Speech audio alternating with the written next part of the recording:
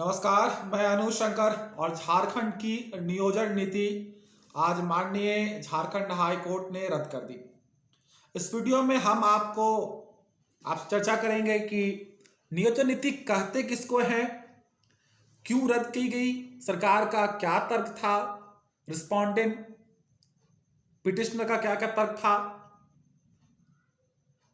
और झारखंड में जो आगामी परीक्षा होने वाले थे जैसे सीजीएल, पीजीटी, इस पे क्या प्रभाव पड़ेगा, जेई का जो एग्जाम हो गया था उस पर क्या प्रभाव पड़ेगा, पारा शिक्षकों पर क्या प्रभाव पड़ेगा और सुप्रीम कोर्ट से जो दो डिसीजन आ चुके थे पंचायत सचिव अभ्यर्थियों पर और शिक्षक पर, उस पर क्या प्रभाव पड़ेगा, सारा हम आराम से और सारे विश्लेषण से हम जानेंगे। वीडियो थोड़ा लंबा होगा लेकिन डेप्थ नॉलेज से आप समझेंगे, क्योंकि हम रील्स बनाने वाले नहीं हैं, हम फैक्ट्स को समझेंगे। देखिए, ये जो वर्तमान में नियोजन नीति को रद्द किया गया है वो केस था रमेश हांसदा व अन्य वर्सेस बनाम झारखंड सरकार, the state government of Jharkhand. 2021 में एक नियोजन नीति आई थी जिसमें कहा गया, पहले हम समझ लेते हैं नियोजन नीति कहते किसको है। नियोजन का मतलब होता है, आप इंग्लिश में देखिएगा प्लानिंग। तो फ्यूचर में आप कोई काम करते हैं उसके लिए क्या करते हैं, प्लान करते हैं। तो भविष्य में कोई नौकरी सरकार निकालेगी तो उसके लिए क्या करेगी, प्लान करेगी कि नौकरी किसको देना है। तो एक बनाती है कि हाँ ये कंडीशन होना चाहिए।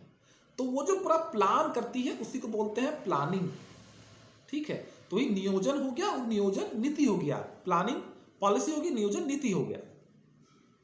तो नियोजन नीति बनाया गया 2021 में। झारखंड सरकार जो वर्तमान में हेमंत सोरेन की नेतृत्व में झामुमो, कांग्रेस और आरजेडी की गठबंधन की सरकार है, इन्होंने बनाया और उसमें कहा गया कि जो झारखंड से मैट्रिक और 12th पास करेगा वही लोग यहाँ का फॉर्म भर सकते हैं।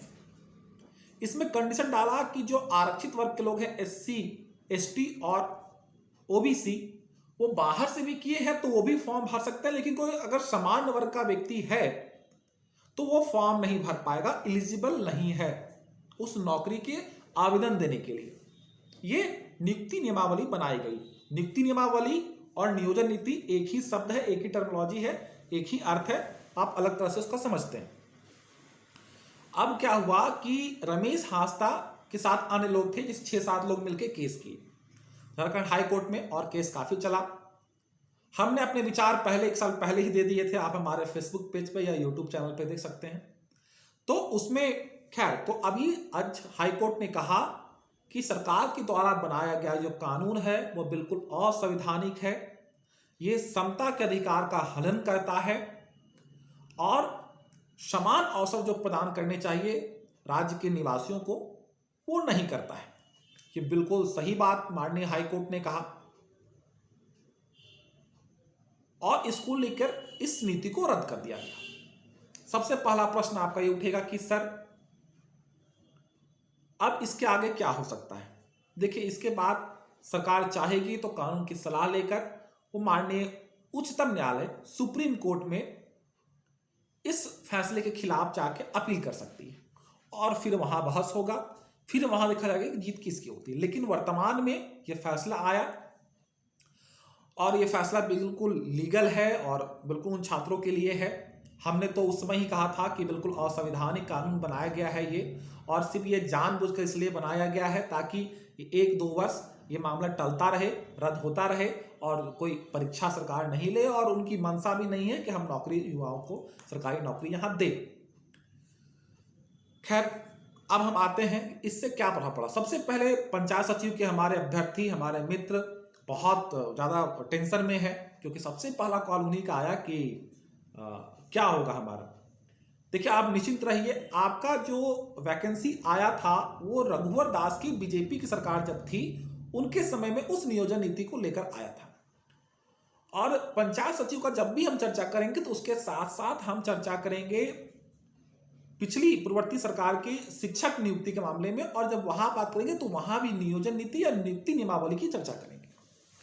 वहां पर क्या हुआ था कि अमर बावरी कमेटी बनी थी, उसमें मंत्री थे, हमको पर्यावरण मंत्री थे, एग्जैक्ट अगर हमको याद नहीं है तो, लेकिन यहाँ तक हमको याद है पर्यावरण मंत्री बनाए गए थे। अमर बावरी चंदन क्यारी से विधायक हैं, बहुत शानदार नेता हैं, आदिवासी चेहरा है और हिंदुवादी हैं, बहुत अच्छे व्यक्ति हैं। उन्होंने बताया था कि कमेटी में कि उस सारे दलों से विचार मांगे, हमको होता है कि कुछ तक लिखित में नहीं दिया, लेकिन ये सबकी बात थी कि 10 वर्षों तक यहाँ पर नौकरी रिजर्व कर दिया जाए। उसके में एक कंडीशन ये था, माननीय हमको होता है कि रघुवर दास का था कि 13 जिला और 11 जिला 2 अलग अलग जिलों को बांटा गया। ये अनुसूची 4 का विषय है जिसको राज्यपाल द्वारा करवाया गया था। तो राज्यपाल वो काम करता है जो कैबिनेट पास करके देता है कि 13 जिले जो आदिवासी बहुल हैं वहां पर सिर्फ वही लोग नियुक्ति करेंगे, वहीं का SC ST वहीं का जनरल करेगा, और बाकी जो 11 जिले हैं, आप मुख्यतः देखेंगे जो लगभग बिहार राज्य से सटते हुए जिले हैं, वहां पर इन 11 जिलों के साथ साथ झारखंड के भारत के अन्य राज्यों के लोग आकर नौकरी कर सकेंगे, और फिर इन 13 जिलों को लोग भी जाकर नौकरी कर सकेंगे।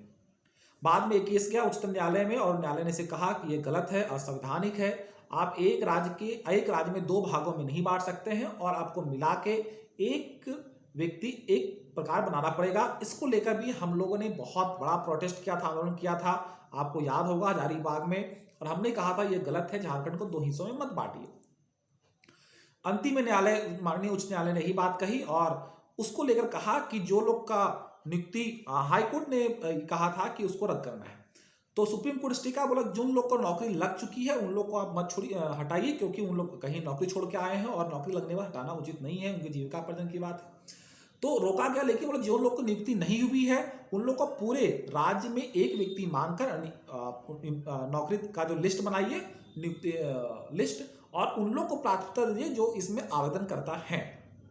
बहुत शानदार निर्णय था माननीय उच्च न्यायालय का कि पूरे राज्य के सब व्यक्ति को एक माना जाए। अब देखिए, तो पंचायत सचिव के मामले में भी यही बात कही गई कि जो वहां माना गया वो भी पंचायत सचिव में पूरे राज्य के लोगों को एक मानकर और लिस्ट बनाया जाए, अलग अलग जिला को 13-11 जिला को बांट के नहीं, पूरे राज्य के अनुसार लिस्ट बनाया जाए। तो ये मामला कब से था? पूर्ववर्ती सरकार का। तो इस नियोजन नीति से उन लोग प्रभावित नहीं है। तो सबसे पहले बहुत बधाई हमारे शिक्षक बंधुओं को और पंचायत सचिव अभ्यर्थियों को, क्योंकि इससे उनको कोई इफेक्ट नहीं पड़ेगा। अब आते हैं PGT के अभ्यर्थी जिनका 2-4 दिन के बाद, कुछ दिन के बाद एग्जाम होने वाला था, एडमिट कार्ड आ गया था। उन लोग को अभी तक ऑफिशियल नोटिफिकेशन नहीं आया है, लेकिन हम अपने नॉलेज से कह सकते हैं कि संभवतः आई होप कि 99% रोक लग जाएगा। और JSSC द्वारा जो CGL सचिवालय और अलग बहुत सारा उसमें पद थे जो नियुक्ति होने वाली थी, वो भी स्टे लग जाएगा अगले आदेश तक। हम लगता है बहुत जल्दी आयोग उसका नोटिस जारी कर देना चाहिए। ये 2 एग्जाम जो होने वाला था बिल्कुल रुकेगा। तो इसका ये मामला है जो हमने क्लियर किया। अगर आपका कोई और प्रश्न रहा होगा तो आप कमेंट सेक्शन में करें, हम चाहेंगे कि उसका उत्तर दें। एक क्वेश्चन और इसमें रह गया जो हमने बहुत मुद्दा उठाया था, लेकिन छात्र बहुत कम इसमें आ सके तो नहीं गया। लैब असिस्टेंट की जो एग्जाम हुआ है और जूनियर एग्जाम का जो एग्जाम हुआ है जूनियर इंजीनियर का, उन लोग का क्या होगा? मेरे ख्याल से स्टे लग जाना चाहिए, और हो सकता है अगर सुप्रीम कोर्ट में जीत हुई तो वो रद्द कर दिया जाएगा। बिल्कुल, लैब असिस्टेंट और जूनियर इंजीनियर दोनों। साथ ही साथ पारा टीचर की जो बात था, पारा टीचर पे से कोई प्रभाव नहीं पड़ेगा, क्योंकि पारा टीचर का नियोजन नीति से कोई संबंध नहीं था। सरकार ने उसे सहायक आचार्य का एक नाम दिया था और 60 साल का नियुक्त किया था, तो उसका कोई चिंता नहीं है। ऐसे ऑथराइज नॉलेज के लिए और डेप्थ नॉलेज के लिए हमारा चैनल, यूट्यूब चैनल अनुसंग क्लासेस को आप सब्सक्राइब कर ले, और हम चाहेंगे जब भी कोई ऑथराइज बात हो हम आप तक पहुंचाएं। वीडियो लाइक अब तक जरूर कर दिए होंगे और शेयर कीजिए सारे वो ग्रुप में जिसकी कोई ज़रूरत है।